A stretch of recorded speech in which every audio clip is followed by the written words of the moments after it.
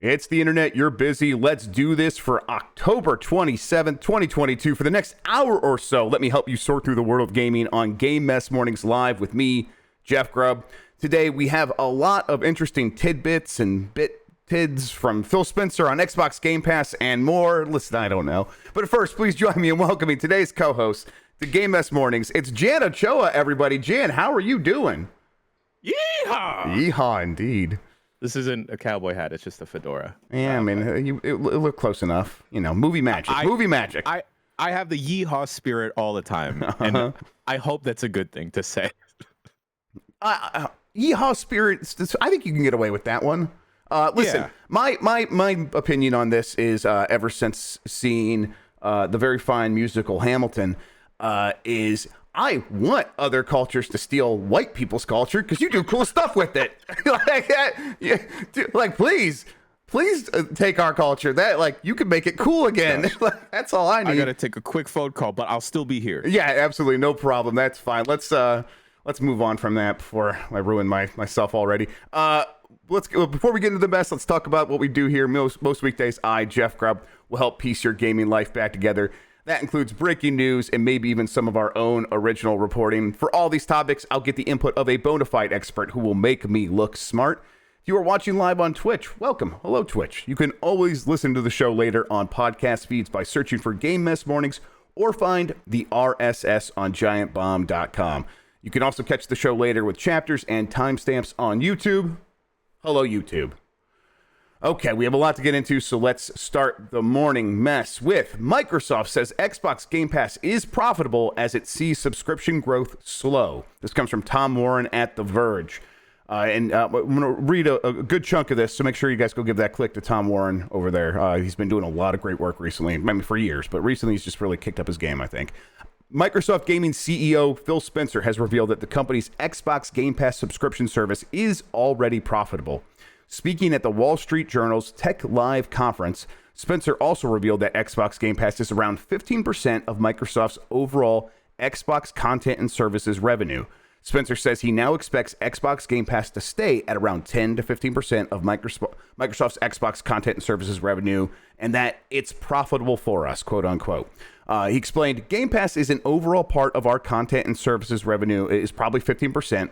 I don't think it's getting bigger than that. I think the overall revenue grows, so 15% of a bigger number going forward, but we don't have this future where I think 50 to 70% of our revenue comes from subscriptions. This is a rare insight into what is going on over at Xbox, and he says, and there's a reason for that. He doesn't expect Game Pass to dominate going forward, and that there's only so many Xbox consoles owners that can subscribe to the service, right?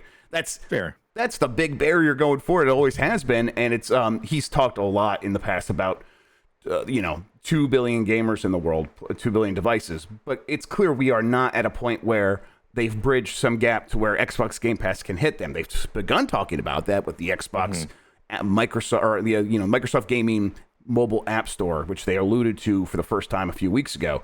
We're years away from that being a going concern of any real value for them.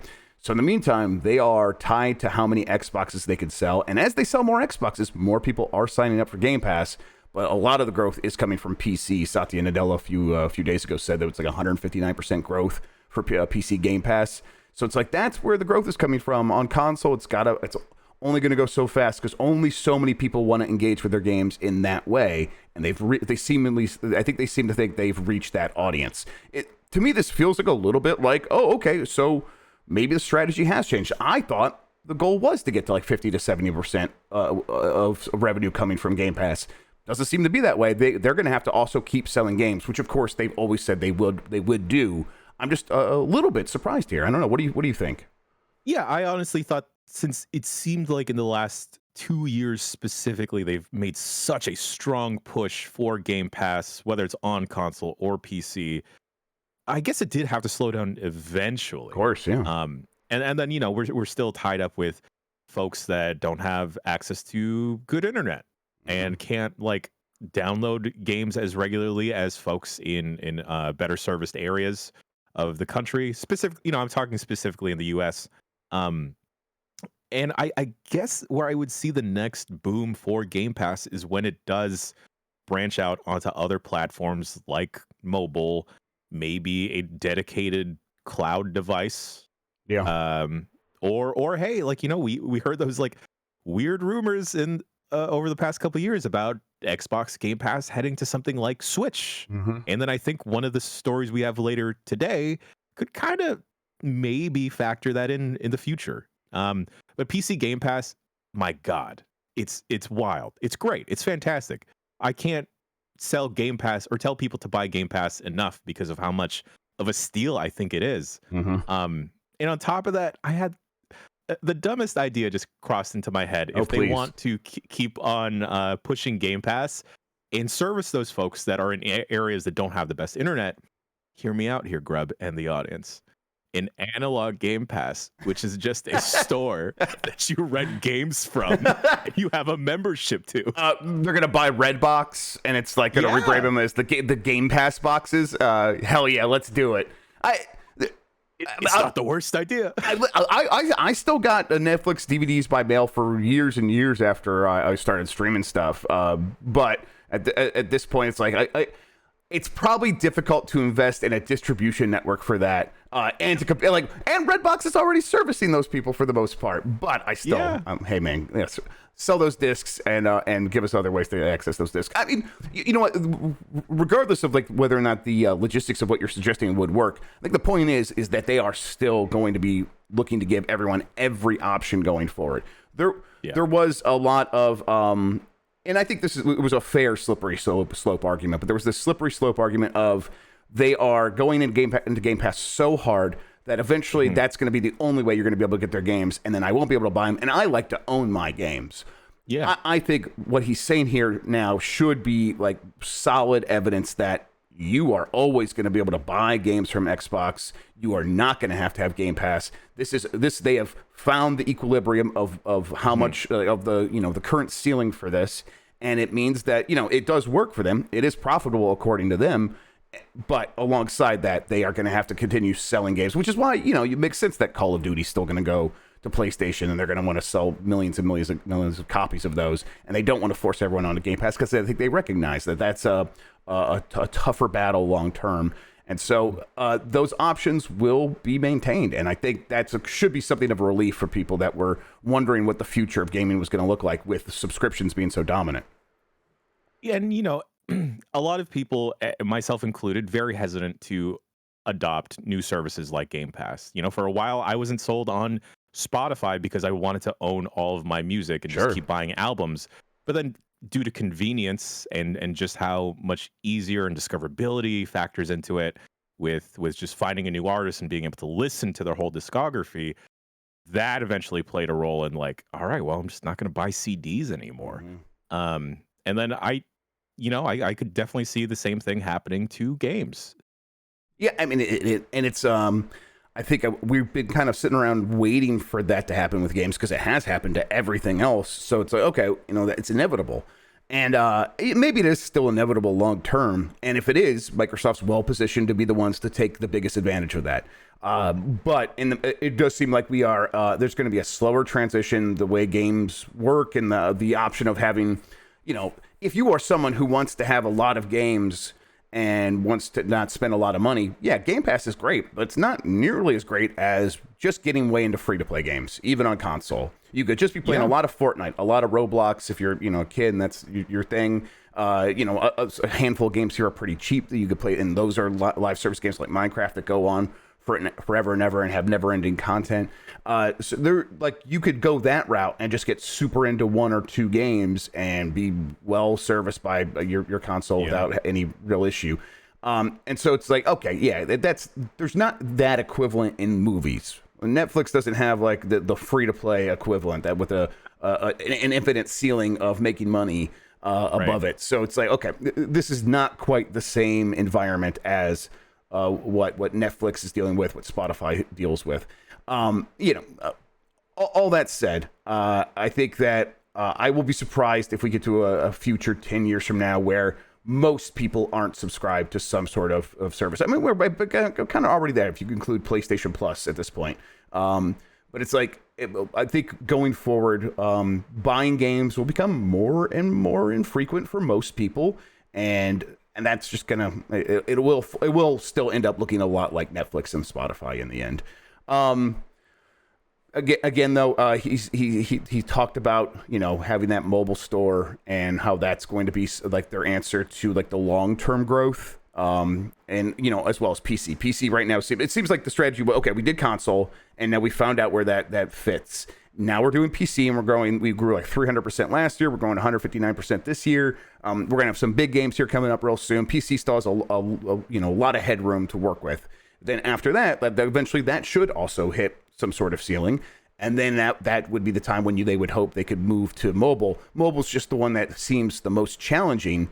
But he says he explained it as, it is a long-term bet. And here's the quote: "If you take a long-term bet, which we're doing, that we will be able to get access to players on the largest platforms that people play on, which is Android and iOS phones, we want to be in a position with content, players, and storefront capability to take advantage of that," says Spencer. And he, of course, that comes back to the Activision acquisition. They want the content and the storefront stuff to be filled with Activision games and King games, which of course makes a lot of sense. Yeah. And then the other side of this story, so, well, you know, all this comes from him being on stage, Phil Spencer being on stage, talking about a lot of aspects of what's going on with Xbox, what's going on with Xbox Game Pass. He was asked about price increases. And it basically went like this: while Microsoft hasn't increased the price of Xbox Game Pass or its Xbox consoles, that might not hold for much longer. And Spencer has hinted changes could be on the way in the future. We've held our prices on our console. We've held price on games and our subscription. I don't think we'll be able to do that forever, admits Spencer. I do think at some point we'll have to raise prices on certain things, but going into this holiday, we thought it was really important that we maintain the prices that we have.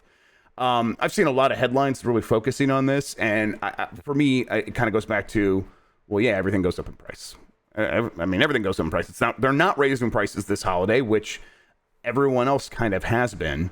You know, a lot of companies have found interesting and creative ways to do that. PlayStation Plus had a lot of new tiers, but the prices were, or there's an average higher price you could pay if you so choose.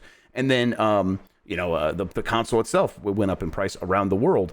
Microsoft's not doing that yet, and they say they might do that in the future. And of course, they're going to do that in the future. I guess. When do you think, like, we get on the other side of the holidays and then right there, Game Pass goes up $5, or do you think it's a little bit more gradual than that? I could see it happening after, maybe not immediately after the holidays, maybe like tail end of whatever is considered Q1. Right. And then they would boost it up, and then maybe like offer a little bit of a premium of like, hey, you know, we are increasing the price, but you will be getting this animated avatar, huh? I wonder, there's a lot of like pushing and pulling there in terms of what they need to be doing internally now. On the one side, they're waiting for big games to come along to really help justify Game Pass in general, and maybe some price increases. And, you know, you say their Q1, which is from July through September.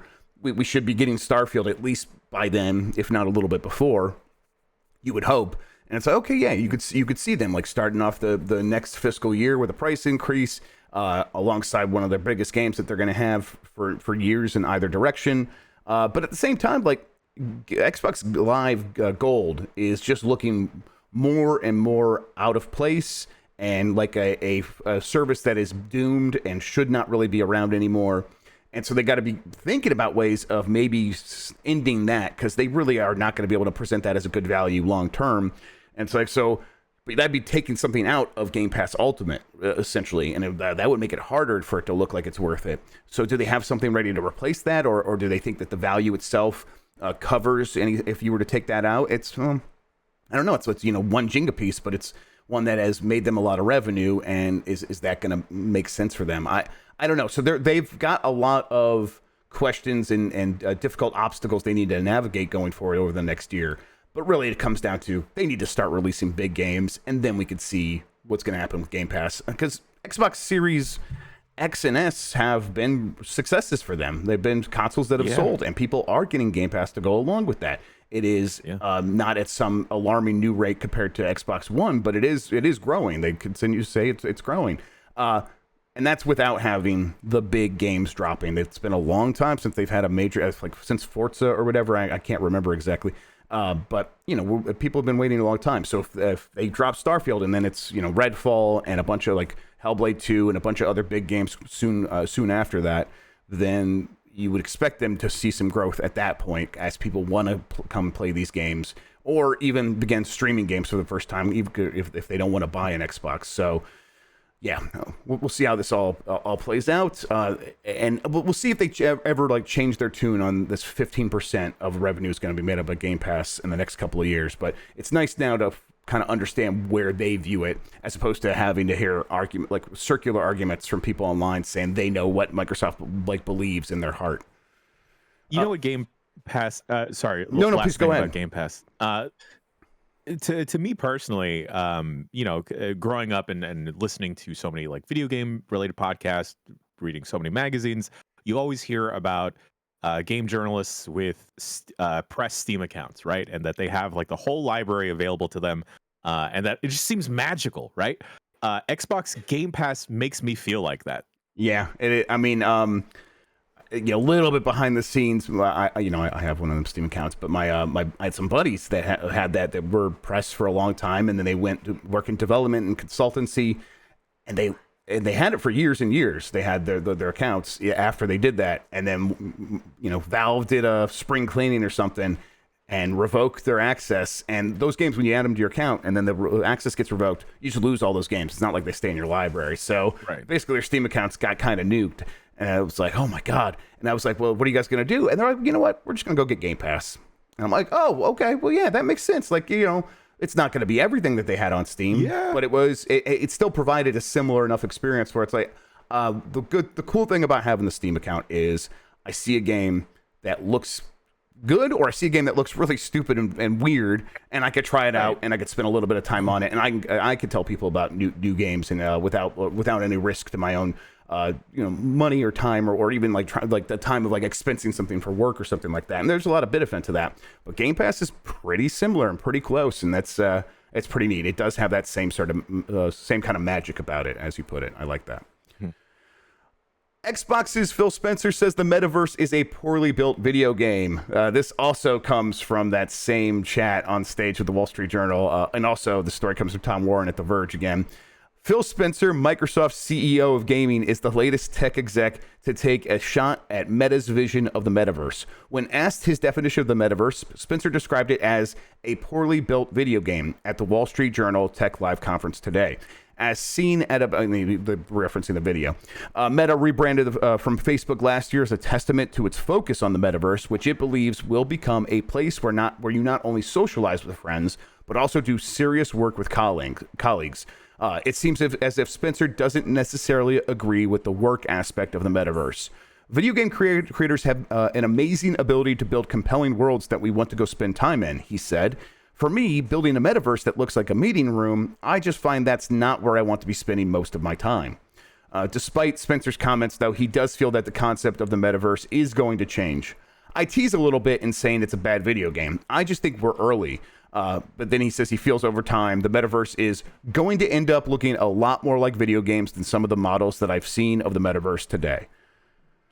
I think that this is kind of how most people feel when they look at what Facebook is doing, where it's like that just looks kind of like a junky Second Life clone that is not even as good looking as Fortnite, which is already behaving pretty similarly to a metaverse in a lot of ways, where if you describe metaverse as described by the great poet Ernest Cline, you like, it's okay, you take in the things you like and you can interact with the other things you like in a shared space, and that shared space can reflect all kinds of other different things that you like or think are cool.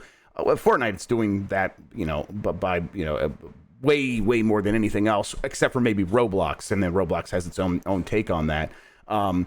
Meta coming in and say, well, no, this is the metaverse. Yeah, wave to the people. Roblox or Facebook come in and say, no, we're the metaverse, and then they're showing off the things that are just these really lackluster demos was always kind of embarrassing. It's just kind of fun to have like Phil Spencer come out and call it out, and you're like doing the 6-gun shooter, like pew, pew, pew. Like, yeah, that's what it feels like he's doing here.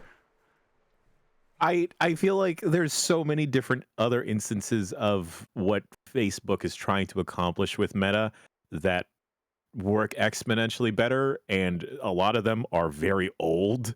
Like Tower Unite, I think is a fantastic, if not very weird, social hub, Right. for people to hang out in, or even just like has Zuck and like the other Meta folks, have they thought about maybe perhaps hanging out in a Discord and just chatting?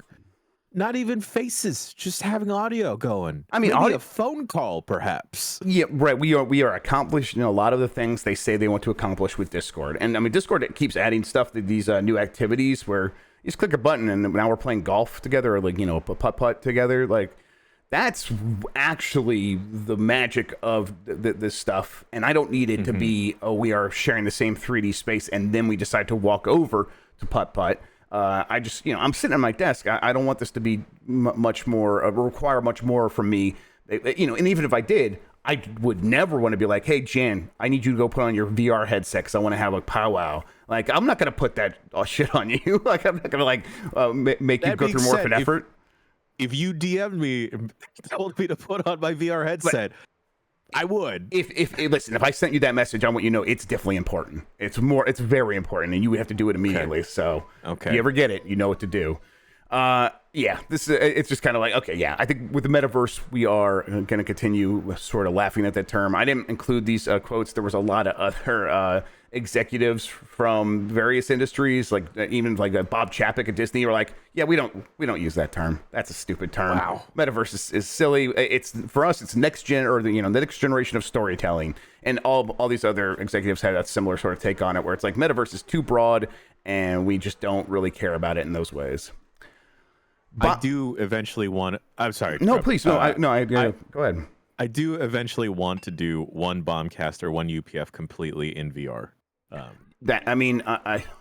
want to get my VR hooked up again and do some Phasmophobia, and I think that could be the impetus of like, okay, now we got some stuff plugged in. Let's go. Let's make it happen.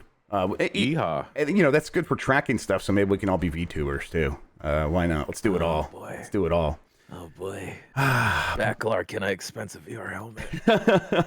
BioWare provides Dragon Age Dreadwolf update. It's playable beginning to end. This comes from Gary McKay in an EA blog post. Gary McKay is, of course, BioWare's general manager.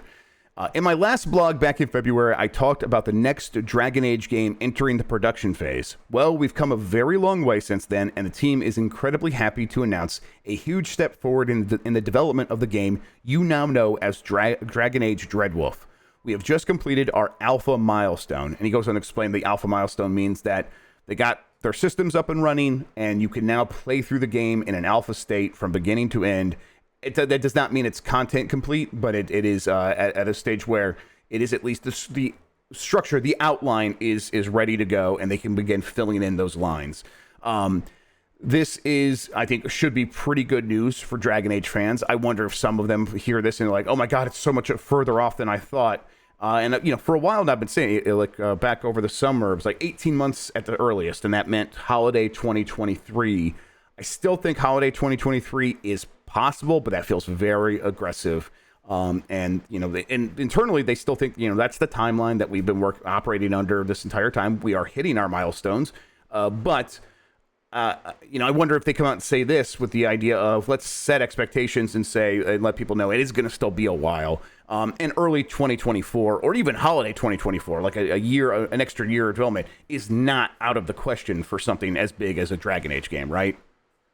Yeah, I just don't want these poor devs to push for a date that if it does seem possible to them, but also it's like, when you get to 2-3 months away, when the game goes gold and everything, you realize, oh no, everything is going wrong and we still have to make this date. I'd rather, y'all, just for your own sake and everyone else's sake, also just to avoid like dumb internet backlash. And I feel like the internet has slowly become more accommodating and understanding of when games get delayed. But that being said, that doesn't speak to the other millions of people that will like pick apart a poor social manager, community manager for a game being delayed that they have no control over.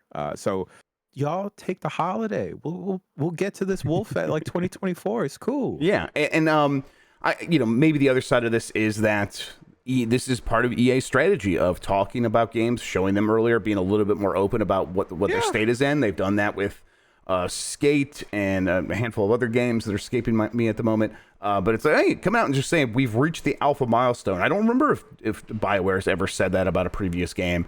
I think this clearly shows that they think the audience is more savvy than ever, and that they can have these conversations with more openly.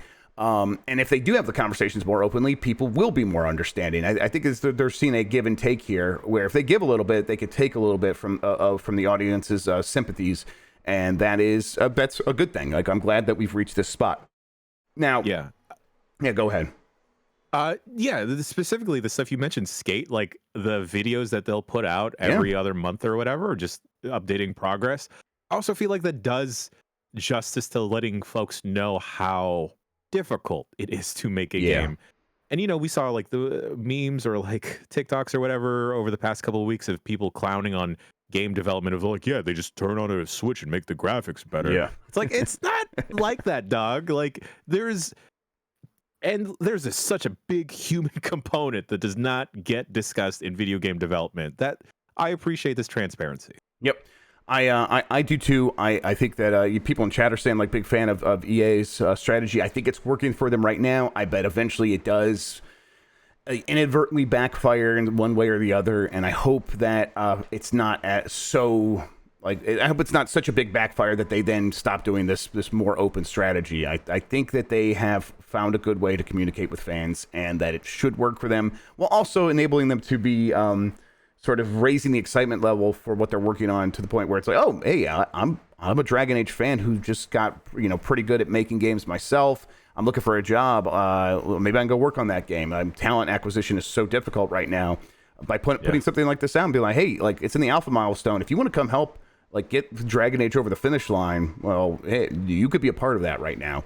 The team also noted that N7 Day is coming up, November 7th. N7 Day referring to the rank that Shepard has in Mass Effect, I think. I can never remember exactly. I like those games, but I don't pay attention to the story. It says, we have a team hard at work envisioning what the future holds for a new single-player Mass Effect game, and we look forward to celebrating our community on N7 Day next month. And then he's also said the Star Wars, the Old Republic team also continues to work on their next update, so keep an eye out on SWOTOR. And their social media accounts for any and all details on the upcoming updates. So to me, this might feel like, oh yeah, we might have some Mass Effect news on N7 Day, but also we're talking about it now, so don't necessarily expect like a big blowout at the same time for what's coming then. And Dragon Age is coming first, obviously, so they're not going to have some trailer for Mass Effect 4 or 5, whatever it is. That would be, don't expect that on N7 Day, at least, everybody. Shepard. Okay, Callisto Protocol has been canceled in Japan after developer decides against cuts. This comes from Andy Robinson at VGC. The Callisto Protocol has been canceled in Japan after its developers determined it would not be able to get a rating for the game without making cuts to it. We have decided to discontinue the Japanese version of the Callisto Protocol, the game's official social media account stated on Wednesday. We have determined that the game cannot pass the 0 rating in its current state, and that changing the content will not provide the experience that players expect. We would appreciate your understanding in Japan. The account concluded by stating that it would provide refunds to those who had pre-ordered the title. So this is something that's pretty common with releasing games in Japan. They have a pretty strict rating system. And basically, if you have a violent game, it's going to get an adults-only equivalent rating in Japan. Those copies actually still tend to sell the best in Japan, but it requires, even then, those versions, those adult-only rated games, or the equivalent to an adult-only rating, is still censored. Still does not have everything in it. So for a smaller team like the team working on Callisto Protocol, you could see them being like, it's not worth the effort to go through this. Still, this is a bit a bit frustrating, right? A bit shocking that the country's making it so difficult to just release a game that people could probably decide for themselves whether or not they can handle, right? Yeah, I mean, there are multiple JRPGs where you literally attack God, and Yeah. that feels pretty violent to me. That's the country that invented vagina bones. So if they're going to let that stuff in games, and as a Puritan Yeah. American, that frightens me more than any man getting chopped up by a giant fan in a spaceship. Yeah. Like Nier happened, and then like Nier Automata, and then that is a game that made me question like a lot of stuff. It inflicted mental violence on me. Exactly. So, I don't know. This does seem incredibly frustrating. It's probably an easier thing to manage for like bigger titles. Yeah, but for it's a team, built in, and they know to Yeah. expect it, right? And a smaller team, it's like, this wasn't in our budget. We were just going to hope for Yeah. the best. Let's see. A lot of people in chat are listing all of the terrifying things that come out of Japan, and like, so like, what the hell? How is that allowed? And of course, yes, this is the problem is that it feels like you're picking and choosing, and every culture does this in one way or the other for the most part. Even relatively open cultures have their things where it's like, if you do have a game with nudity and you try to put it in the store, that would be an adult-only game. You wouldn't be able to sell it at GameStop and Walmart. And it wouldn't because it's illegal or even the regulation. It would because Walmart decides to do it that themselves, and they're like, we're against it, and like that's even more frustrating in its own way. But Sirkin Toto, Dr. Sirkin Toto, who we brought up on the show last week, he kind of explained what's going on here. He's a Japanese games analyst. He said censorship has gotten a lot worse since local rating agency Zero was established in 2002. Games censored for nudity and violence in Japan include The Last of Us, Cyberpunk, Uncharted 1, Witcher 3, GTA 5, etc. Needless to say, censorship also affects homemade games, and he means like domestically made games like Resident Evil, when compared to the Western release. It is also important to understand that sometimes Japanese games get two releases, one cut and one gory version. The gory version typically sells better. The problem is that the gory version, which usually carries Zero's strictest Z rating for ages 18 plus, is also censored when compared with the Western release. In other words, avoid the Japanese version of games as at all cost. They are always censored. It almost feels like it would be nice if they could sell a game and just put the options in there, and then the ratings agency would be like, okay, that's enough. Like, you start with the default, and these things are blurred out or whatever. And then if someone so chooses, but that's just not the way they're going to do things. And it means that this one game will not be available in that country. It's very interesting how I feel like, at least here in America, it's the complete inverse, where like they're completely fine showing a lot of violence and gore, but the second there's a little bit of cleavage or some like let's say implied boner, then it's like, oh no, put that away. Yep, you get that Yet thing in out Japan, here. that tons of H games. Tons. I mean, it's on the eShop alone. I remember when I was first like traveling to Europe and like just seeing a regular magazine with boobs on them, and I'd be like, oh, that's just a human's chest right there, and at the airport, and it's right there in front, and no one's freaking out. Like, I'm not used to this, and I'm like, oh yeah, cultures are just different, and I'm like, not at a point anymore where I'm ready to say one way of doing things is better than the other. This is frustrating, and if you run a business and you want to consume games in the way that they were intended, yeah, this does suck, and you should be able to criticize it, of course. But we have our own idiosyncrasies over here that doesn't make it much better. Modern Warfare 2's disc has a whopping 70 megabytes of data. That's as much as Johnny Mnemonic had in his head, I think. This comes from Ishraq Suhan at Eurogamer. Physical copies of Call of Duty Modern Warfare 2 contain a disc with just 70 megabytes of data inside. You will then have to download a 150 gigabyte file from the internet to actually play the game. That does not include Warzone 2.0. Boy. I mean, at a certain point, like, this is frustrating. I think they probably could have put the single-player campaign on there. Single-player campaign feels, to me, at least on PC, like it's coming in hot. So it probably wasn't ready. But even then, it's like it would have just been the single-player campaign, and that alone would have filled up a Blu-ray disc. So they wouldn't have been able to put any of the multiplayer stuff. And, of course, you need online to play the multiplayer stuff, so they weren't going to put that on there anyhow. I don't really. As someone who doesn't collect physical games, as someone that doesn't need discs anymore and is over it, I still don't like this trend. I think this is silly. It's dumb. It is so dumb. I also like to think that the disc could also just be 8 3/4 of PlayStation 1 memory cards for the 8 megabit ones. Yes. Yeah, like it is such a problem. And like these bloated video game file sizes, because me and the homies trying to fire up in Fortnite. One homie's like, I had to delete Fortnite because I need to install Call of Duty and I don't have enough space for everything. Yep. And I'm like, did you delete the previous Call of Duties? Are they still on your PS5? I'm like, yeah, they still are. I'm like, get them off there. They don't have Goku. They don't have Goku. What a bunch of bullshit. Get that off there. I really don't know what we're gonna do. These games are getting so much bigger, and we made this decision, and it was the right decision to go with really fast SSDs this generation in the consoles. But that means that storage is now very expensive again, and it's kind of, we're at a premium, and it's not even like, a terabyte. Like the PlayStation 5 has 885 gigabytes or something like that, so it's significantly short, and I think only so much of that is usable. So yeah, people are running out of space real quick.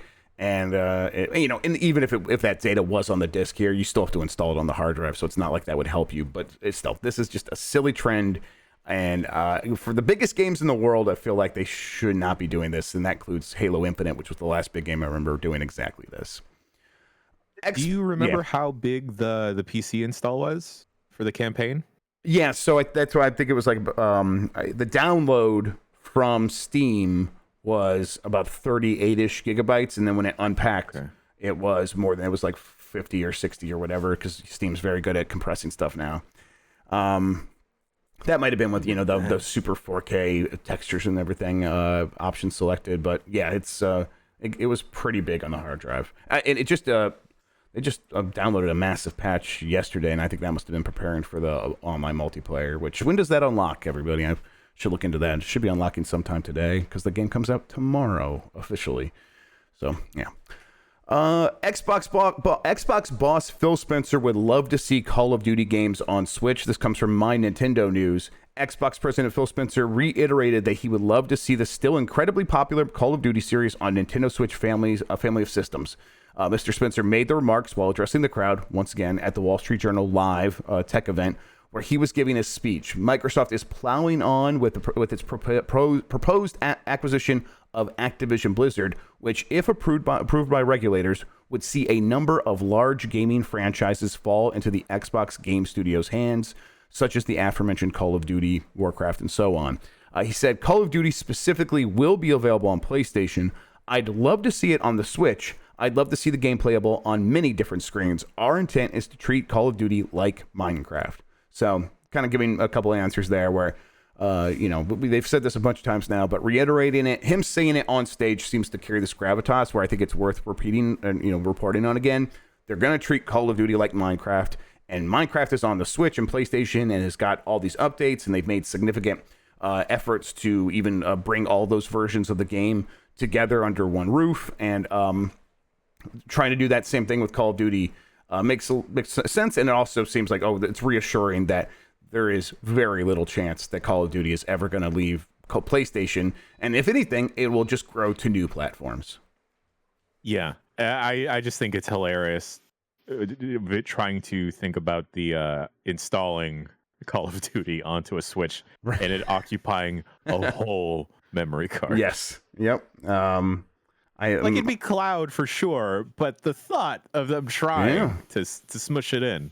Yeah, but but it's like my first memory card for the Switch was 200 gigabytes. So it's like that would have been, and maybe they would reduce the size of the textures for the Switch version, whatever. But 150 gigabytes without Warzone 2.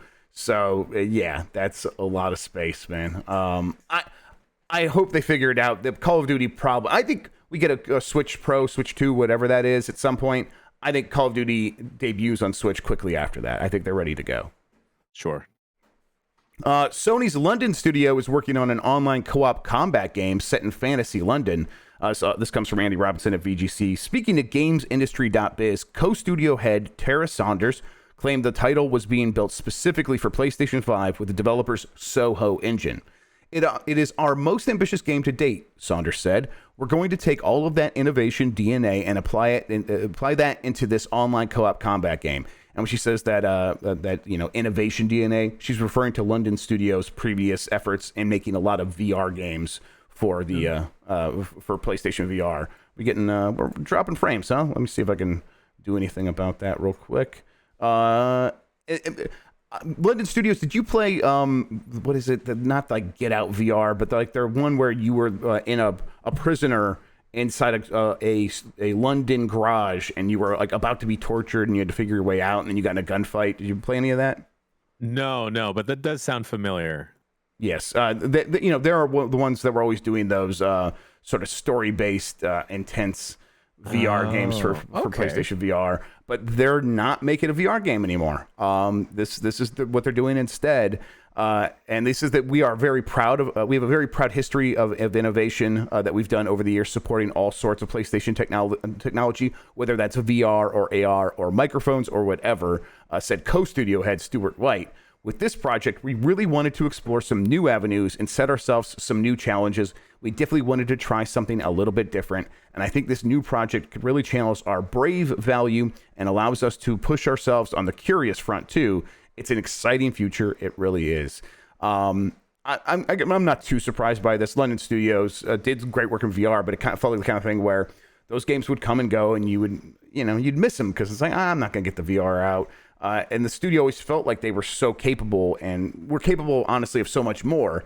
And it feels like if they're going to put out an online co-op combat game, that could be a big thing for PlayStation. So why limit it to only VR? Of course, that brings up a question. What does that mean for PSVR 2 when you have like one of your premier VR developers being like, it's better for us if we don't make a VR game? Both these things kind of like clash with one another, where they want big games for PlayStation 5. They also should want big games for PSVR 2, a peripheral that's launching early next year, right?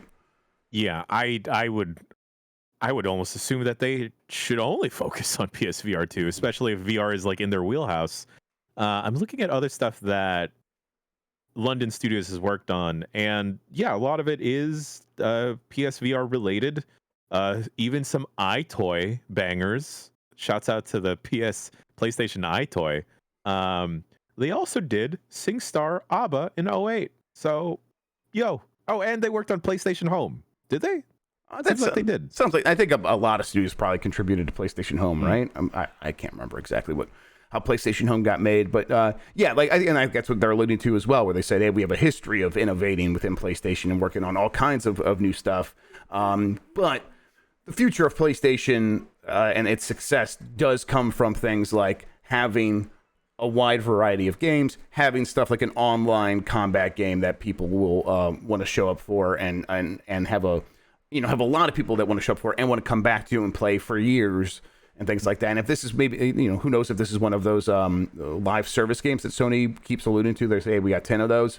Is this one of those? And if it is, it's like, that makes even more sense, because Sony wants big live service games that can pay for all the other things it's doing. Well, it has the biggest profile in the world of gaming, thanks to stuff like God of War, but God of War very expensive. This would probably be a lot less expensive and could make, in the end, if it succeeds, even more money than God of War. So, that makes sense that this is the kind of thing they have some of these other studios working on, instead of trying to repeat what they did in VR one more time. Hideo Kojima has said one of his next games is almost like a new medium. Metal Gear Solid and Death Stranding creator Hideo Kojima has teased one of his upcoming games by calling it almost a new medium. In a recent interview with The Guardian, Kojima touched on one of his upcoming titles, where he explained that it's something he wanted to make for years, but the technology wasn't up to scratch until now. He says it's almost like a new medium. If this succeeds, it will turn things around, not just in the games industry, but in the movie industry as well. Kojima didn't provide details on exactly what that meant. Jan, what does he mean? Is Kojima about to reinvigorate the FMV genre? Did he watch? I hope play, what's it called? What was the game that Sam Barlow put out? Immortality? Immortality, yeah. is he gonna be like, yo, I teamed up with Jordan Peele. I got my boy Norman Reedus that won't leave my side. I got my podcast producer over there.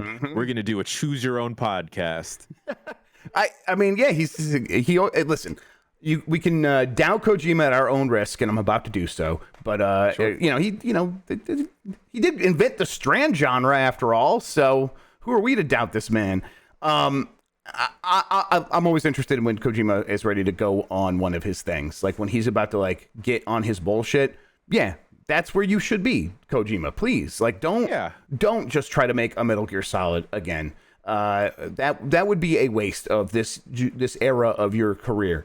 Go come up with the silliest thing. Make a Boktai again. Let's force me to go out in the sun with my Game Boy Advance.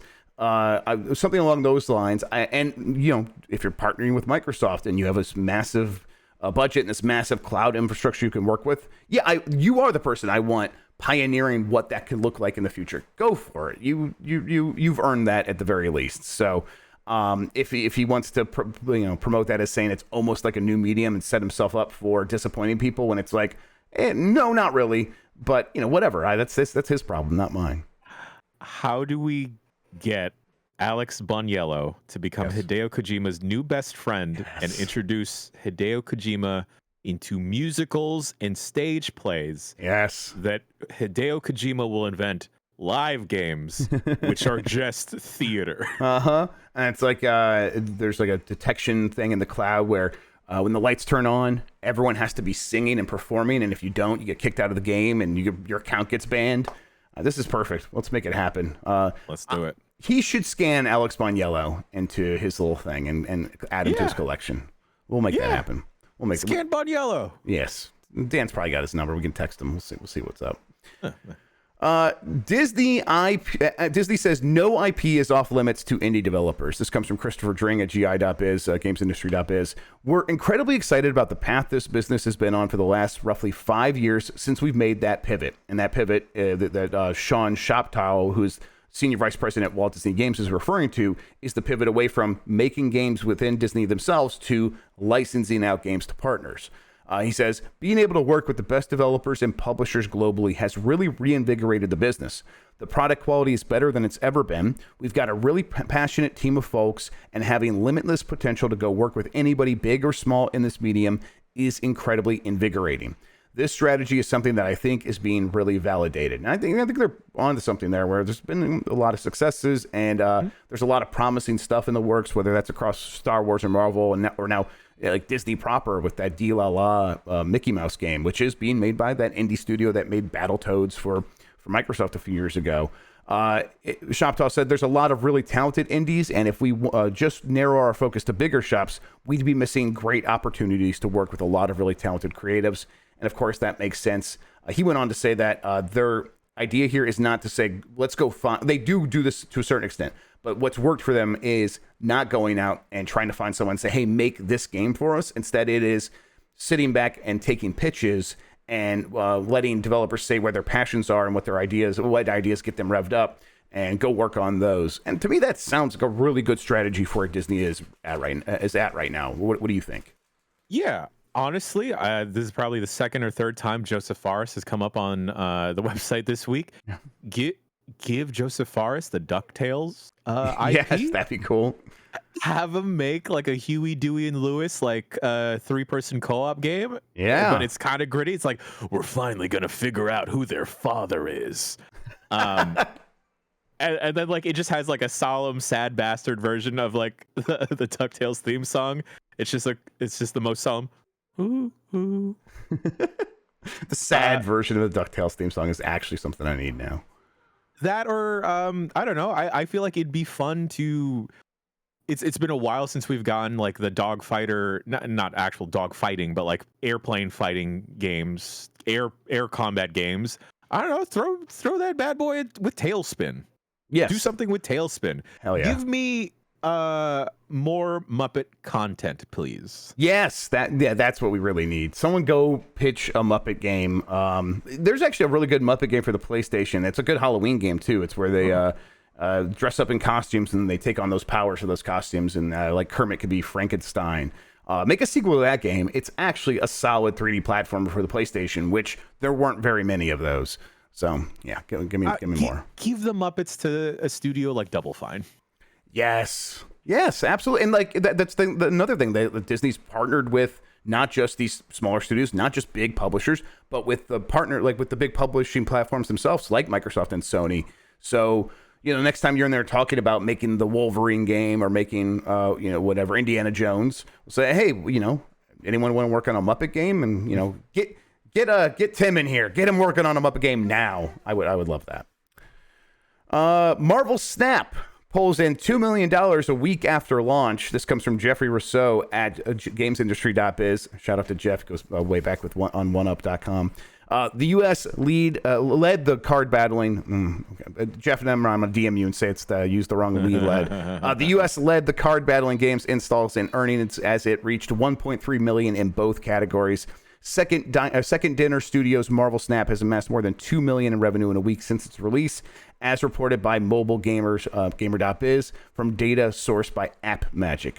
The Apple App Store made up 1.3 million of the game's revenue, with Android devices accounting for 737,000 of that. Additionally, of that, I made up about $10 myself. So, shout out to Android. $13. I'm sorry. This is pretty good. This is not. This is not $1 billion a year that some of the biggest games are making, but they do not seem to be trying to be very aggressive out the gate with monetization, right? They are holding back, is the sense I get. And they're like, let's make a sustainable game that a lot of people really like playing, and then we can figure out the maybe the more aggressive monetization stuff down the line, or maybe this is the right number. $2 million a week is nothing to sneeze at. That is, $100 million a year. That's pretty good. And especially for any game, that's pretty good. Yeah. I hope maybe this was always the plan, and this is the number they were always trying to hit.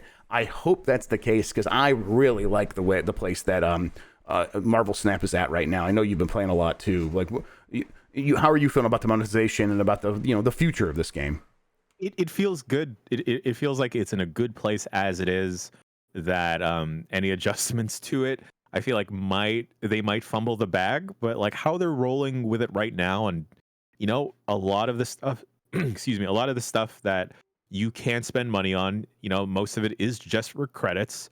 And the thing is, like, you still have to play the actual game to use those credits, right? Like, yeah, you can drop $100, get the gold, cash that in for the in-game credits, but at the same time you still have to be playing the game to even have the boosters to upgrade those cards. So you're still not putting yourself at a higher advantage than free-to-play players, right?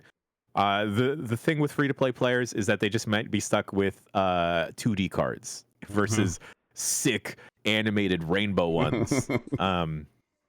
And it'll just be a little bit slower to progress through the battle pass and everything. But even that, if you're dropping in $100+ into this game, it's not a guarantee that you're going to be good at it. You're going to get stomped on the ladder. Oh yeah, for sure, absolutely. And it's having the battles be between two people that have similar card deck levels or whatever it's called. Is a really good concept. It makes me want to keep coming back to it. It also makes me want to take my time with upgrading my stuff and just let it kind of happen naturally as I'm still getting familiar with the game. And then as people want to get more aggressive, with people who really care about collecting the cards, are also probably super engaged in the game and are learning the best strategies, well, they can do that too. It serves, we've been singing this game's praises all week, but I think I'm going to keep doing it for a while. It just serves an entire spectrum of different kinds of players, where I just made my first my new deck last night for the first time, and I was just kind of going in and thinking head empty, play cards, and was doing just fine playing against the bots. And now I'm playing against people and trying new things, and it's been very good. Like, it was fun when I was going in head empty. Now it's fun when I'm engaging a little bit more. And I think the people that are creating the new strategies and trying to create the next meta, they are probably being well served too. I'm assuming. Again, a lot of people seem really into this game. So yeah, good stuff. 100%. Yeah, it's wild. Like, when I'm around rank 37 now, so I'm on the precipice of people getting real mad sweaty, and it's just fun just seeing the different deck comps, because you'll get so used to playing how you play when you're still playing against bots, question mark. But then that playing field dramatically changes from the climb from 30 to 40, and like that's where I'm at right now. I'll be snapping, and then people will be snapping back, and we're like, I got this in the bag, and then I don't. Yep. But this is a rare case where a ranked game where I don't mind falling down the ladder. Same. At all, because I'll switch it up. I'll try a new deck composition. I'll try different cards so I can just start earning boosters. And the best part is, like, you're still progressing with all of these daily missions and like the weekly missions and everything. You're still making progress even when you're losing, which feels good. Yes. Numbers are still going up when your numbers going down. And we started doing a little bit more on social. You can check out Giant Bomb on TikTok. Me and Jess made one earlier this week. I think my next one is going to be about the 3D effect, where if you only look at it with one eye, it really works, and it actually shows up on camera really well. Oh man, my thing, you can kind of move it around.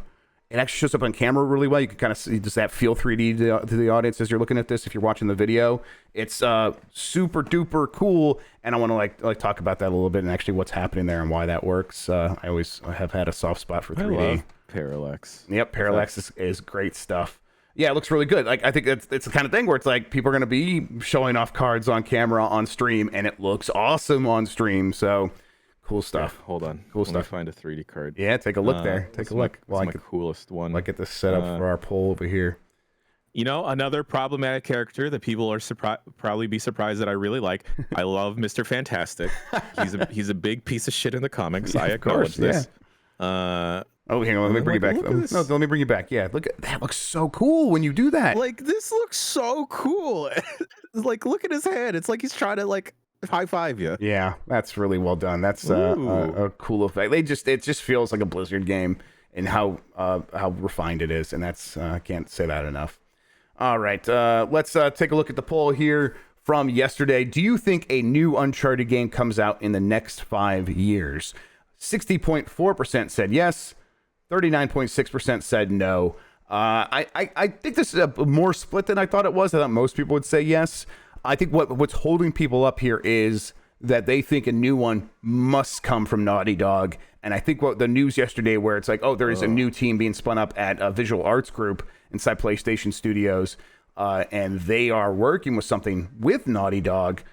To me, that seems like we are probably getting at least an Uncharted 1 remake next from them, and then that team might take over Uncharted in the future. So yeah, listen, Uncharted 1, much older, much in need of more in need of a remake than Last of Us Part 1 was. But that's at least that's the word going around that they're working on an Uncharted 1 remake. We'll see if that turns out to be the case. In terms of a new Uncharted game, though, I still think one at least gets announced within the next 5 years for sure. If it does come out, it probably will be near the end of that time period, though. What do you think? Where are you at with Uncharted? Do you want to see more? I guess I'm like, there was a time for me where I would look around at people talk about it. Maybe this is just because I knew Mike Minotti and he's a huge Uncharted fan. But it seemed like the biggest thing in the world. And now it feels like maybe its time has passed a little bit. I still don't know if I feel that way, but it seems like maybe. It does feel that way. And, when we talked about the low player base numbers on the PC version on the Bombcast, I was kind of surprised because for at least for a while, I felt like Uncharted kind of had like not a stranglehold even, like a good like grasp on like popular gaming culture. And then I don't know, maybe like the appetite has just kind of moved away from that. Do I think a new Uncharted game is going to come out in the next 5 years? 100%. Mm-hmm. I'm hoping it isn't just the remake of the first one. But it's a very high likelihood that's going to happen. I don't, what I actually do like? I do like the multiplayer modes that have been in some of the Uncharted games. Like, they're not half bad. Like some of the not the best grappling hooks, but like a good grappling hook in some of that multiplayer. It was fun. Maybe people just don't want. Maybe you know what it is. People don't want to steal ancient treasures from the people where they should just be there. They just want to leave them there. Be like, you know what? I'm just gonna steal money or attack gods instead.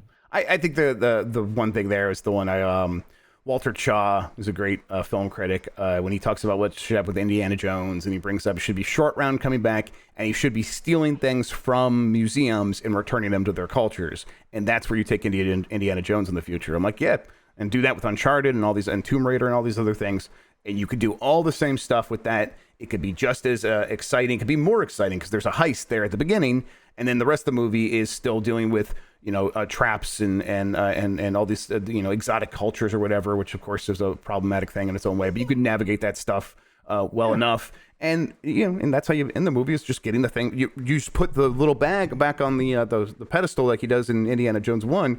This time you just leave it though. You just leave it there and walk away, and hopefully get out. Of course, the ball still rolls down and chases you. Of course. Oh yeah, 100%. All right, let's see. I had an idea for a poll.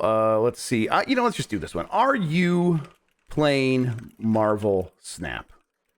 And then it is so interesting to see how it has taken over. It is taking over, and you know what it makes me wonder about?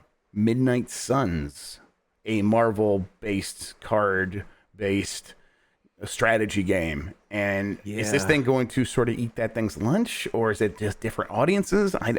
I don't know. It just makes me wonder. Makes me wonder, Jan. It might be different audiences. I hope so. This is free to play. Virtually most people could download this right now and play it. It's available on phones. Unfortunately, it's also on Steam, which is terrible. Some people in chat are saying, I think it'll help. I think that's Snake in chat says, and you know what? Good point. It could help. Maybe people are like, oh, I want more Marvel card action. Yeah, you know what? Like we said this on the Bombcast a couple weeks ago, but it feels like Fortnite is the new video game magazine cover, where that's how they build a hype cycle. If Marvel wants to do that internally, like, we have in the shop all these variants for this MCU movie that's coming out, or this Marvel game that's coming out. Like, here's all the Midnight Suns variants for all the characters. Because like Blade, Wolverine, Deadpool, like Venom, those are like the characters that I've seen in Midnight Suns, Spider-Man, and those cards exist in the game. So who's to say you can't just release a Midnight Suns variant of those? Mm-hmm. Yes, I would like that. I would actually really like that. All right, Jan, what do we have going on with Giant Bomb other than, I'll go there real quick. Once again, we do have a TikTok. It's been around for a while, but we're going to start putting more stuff on there. It's at The Real Giant Bomb, and I did one yesterday about about the new 8-bit-do Ultimate controller. That's fun. We'll try to put up more stuff more frequently, but give us a follow there. Really appreciate it. And then we have Friday Night Forkin' on a Thursday night tonight, right? 8 p.m. here on twitch.tv/giantbomb. Get your denim ready, baby. It's denim week. It's denim week, man. Stay tuned. It's going to be 7. Just pop by the Giant Bomb Twitch. It'll be a fun time. I'm going to be watching. I will be watching, and I think it'd be weird if other people weren't watching personally. It's going to be a good time. Yeah, it'll be 5 p.m. Pacific, 7. Wait, is that how the time works? 5 8. Oh, 5 8. So 5 p.m. 5 p.m. Pacific, 8 p.m. Eastern. That's my height anyway. So there you go. Now you know. Get your forks out, baby. Yeah, I can't wait to do some Friday night forking tonight on a Thursday. 1 a.m. UK, I guess. Shout out. Hey, it's worth staying up. You should stay up. You should definitely stay up. What else do we have happening today? Voicemail dump truck is popping off today. No Sonic 06. Dan is off on assignment, dealing with some things. No need to worry, anyone. Tomorrow, Game S mornings as well, and then Sekiro Choa and Unprofessional Fridays. I believe the Resident Evil Village quick look should be going up tomorrow for the DLC. And we will try to do a quick look live for the Call of Duty multiplayer when everyone gets codes and when we get all that stuff together. We're thinking today. Honestly, I don't even know when it unlocks, so we'll see. But if it's after hours, that probably won't happen. But we'll look into it. We'll see. All right, Jan, thank you so much for hanging out with me today, man. I really appreciate it. Thank you, Jeff Grubb. I look forward every Thursday morning. Me too. I'm always even if I'm not on the show. I really like it when you pop in here and talk news with me. Thank you everybody for watching and listening. You are the best audience in gaming. Until next time, have a good one. Take care of yourself and goodbye. Yeehaw. Yeehaw!